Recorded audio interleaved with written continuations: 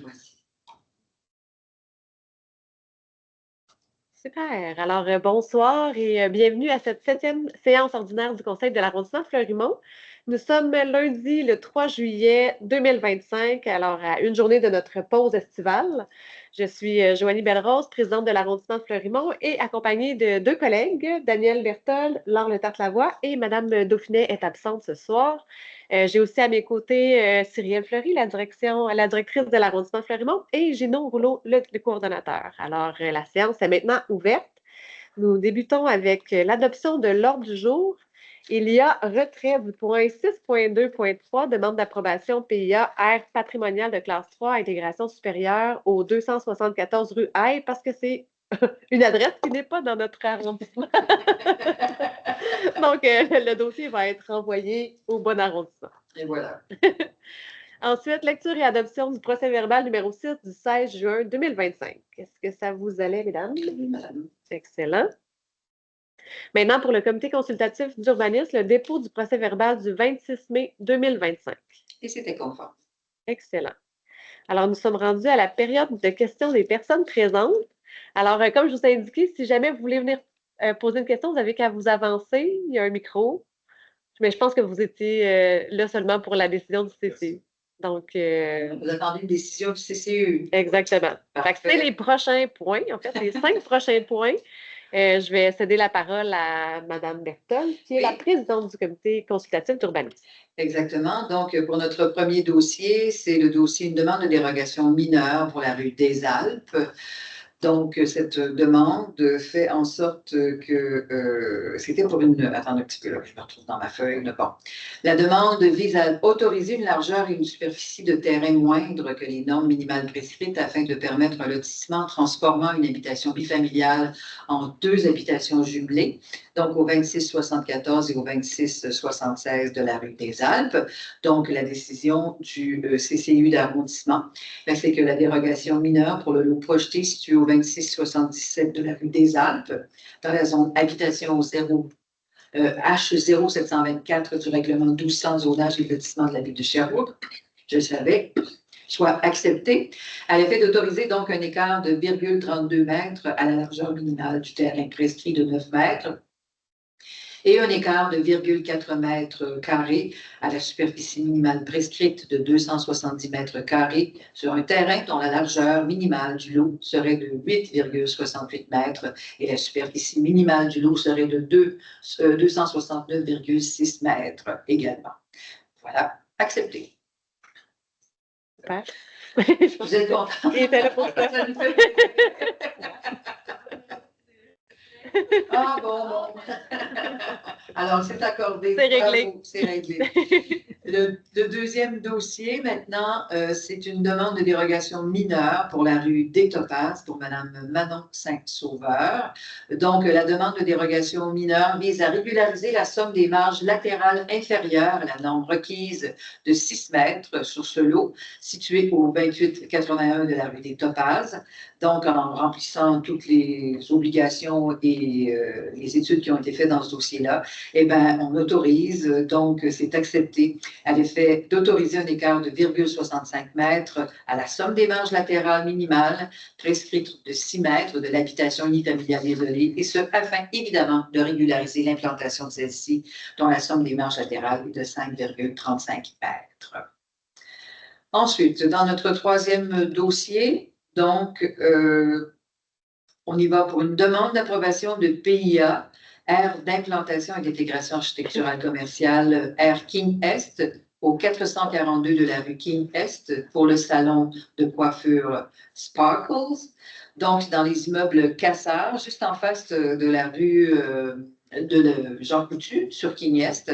Alors, ils veulent changer, évidemment, leur enseigne. Non pas la changer, mais s'identifier, parce que c'est une nouvelle location de local. Donc, alors, on accepte, évidemment, parce qu'on rencontre toutes les règles, donc il n'y aura aucun problème. Et ce que je veux souligner à cette étape-ci, c'est qu'on avait vu le dossier il y a 2 semaines et on avait retourné le dossier parce qu'on s'interrogeait à savoir si, en tant que ville, on se devait d'appliquer la nouvelle réglementation provinciale pour les enseignes, donc le français domine de l'anglais. Et on s'interrogeait là-dessus parce que c'était nouveau. Le règlement est passé à la fin du mois de juin. Et donc, on a retourné le dossier. On a proposé aux gens de faire les modifications. Ils l'ont fait. Et maintenant, ben, on a une réponse de nos services juridiques qui disent que l'implantation, ou tout au moins le fait de faire ces enseignes-là, la juridiction ne nous permet pas, on n'est pas autorisé à la ville de faire des corrections. Donc, ce n'est pas nous qui allons juger ces affiches-là. Ce sera un inspecteur du gouvernement provincial. Je n'appelle pas ça un inspecteur. Oui, peut-être, en tout cas, qui devra passer, qui passera parmi les différents commerces de la ville de Sherbrooke afin de faire respecter la nouvelle loi qui veut que le français domine sur l'anglais. Mais quand on a une chance de le faire, une suggestion, ben, pourquoi pas, on le fait, puis ce sera aux gens de décider à savoir s'ils veulent se conformer tout de suite ou ben, attendre que l'inspecteur passe. Alors voilà ce qui est arrivé dans ce dossier-là, mais pour celui-ci, on accepte bien évidemment. Et le 6.2.2, toujours une demande d'approbation à PIA, aire d'implantation et d'intégration architecturale commerciale, aire Quignest, au 902 de la rue Quignest. Donc, enseigne Sherbrooke pour Tech Mécanique, c'est au coin de la 13e et de King Est. Donc, on veut faire changer les enseignes. Les enseignes ont déjà été changées un petit peu d'avance. On n'aime pas tellement ça, mais voilà, c'est fait. Alors, on accepte ce qui nous est proposé pour se mettre au parfum du jour. Dans les couleurs de rouge, il y a des bâtisses, on avait accepté autant pour la banque que pour le poulet Kentucky, le rouge à ce moment-là, parce qu'on était plus calme dans les différentes couleurs des enseignes, mais là, on avait accepté le rouge. Alors, lui, il nous arrive avec une enseigne noire et rouge. Il n'y a aucun problème de ce côté-là. C'est accepté. Voilà, madame, en ce qui me concerne. Super, merci beaucoup, Madame Versen. Alors, on suit notre séance avec nos deux dépôts habituels. Dépôt au 7.1.1 du calendrier des événements à venir. Donc, je vous invite à aller voir le calendrier. Il y a des spectacles de la brise culturelle qui se tiendront tous les dimanches à 13 heures. Là, ce qui est intéressant, c'est que la brise, elle se déplace dans nos parcs. Donc, elle sera au parc Alfred de Mers, au parc des Ranlots, des Optimistes, Gilles Charland, Marie-Reine et Jardin Fleuri. Donc, à travers l'été, il y aura des spectacles gratuits dans plusieurs de nos parcs à l'arrondissement. Ensuite, il y a aussi les fêtes de quartier qui se tiendront donc le 12 juillet au parc des Ranlots, le 26 juillet au parc Cœur Immaculé de Marie et au 23 août au parc Couturier. Donc, on espère vous voir en grand nombre dans les différentes activités cet été. Et le dernier dépôt, c'est le budget des frais de représentation sociale. Donc, un budget qu'on se divise à 4 pour aller soutenir des causes et aller aider des organismes. Donc, c'est un total de 3 850 qui est partagé pour l'année. Puis, il y a un résiduel de 1 847,60. Donc, c'est déjà ce qui fait le tour de notre grande séance avant l'été. Il nous reste le point sur les messages des membres de l'arrondissement. Donc, est-ce que vous avez des messages, chers collègues? Ben, bon été à tout le monde. Profitez-en pour vous reposer, voir la famille, vous divertir. Je fais peut-être une petite mise à jour, à savoir, bon, on a installé, il y a des jeux de pickleball au parc Gilles Charland. On avait mis à la disposition des gens 2 filets dans ben, j'appelle ça un chalet, mais c'est une cabane dans le bâtiment où on peut mettre nos patins d'hiver et tout ça. Et voilà que les 2 filets de pickleball ont disparu comme ça. Oui. Alors, ils ont été volés, on ne sait pas trop.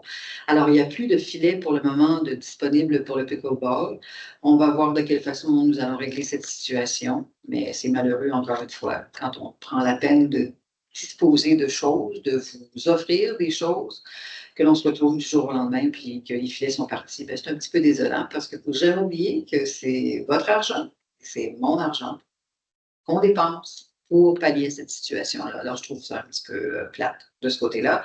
Mais d'ici là, d'ici à ce qu'on en ait d'autres, peut-être, sait-on jamais, ben, profitez de l'été, amusez-vous, soyez prudents, c'est ce qui est important. Merci. Madame Le Tartavois?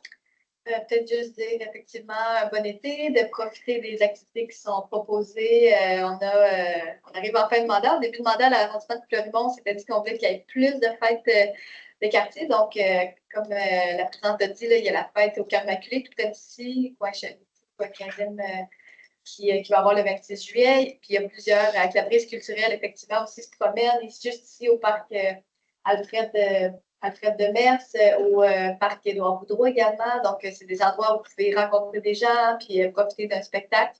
Donc, profitez-en. Puis, il y a aussi dans l'arrondissement cet été un cinéma plein air au parc Victoria. Je pense qu'on pourra essayer d'en avoir plus dans l'arrondissement pour les prochaines années. Mais il y a différentes activités qui vous est proposées là, pour vous permettre de dynamiser nos quartiers puis de pouvoir rencontrer les voisins, les gens de votre quartier. Merci. Alors, pour ma part, je vous rappelle qu'en ce moment et jusqu'à dimanche prochain, en fait, au Parc Intal, se tient la 48e édition de la Classic PIF, un des plus importants tournois de balle-lente en Amérique du Nord. Et puis, c'est vraiment très agréable, un rendez-vous sportif et pour les familles, il y a de quoi amuser tout le monde. Il y a aussi, bien sûr, notre Festival des traditions du Nôme qui se tient du 13 au 17 août. Donc voilà, on espère vous rencontrer nombreux dans les événements cet été. Puis notre prochaine séance du conseil d'arrondissement de Fleurimont se tiendra le 25 août prochain à 17h, ici même à la salle du Parvis. Donc d'ici là, bon été, amusez-vous, puis on se revoit sur le terrain.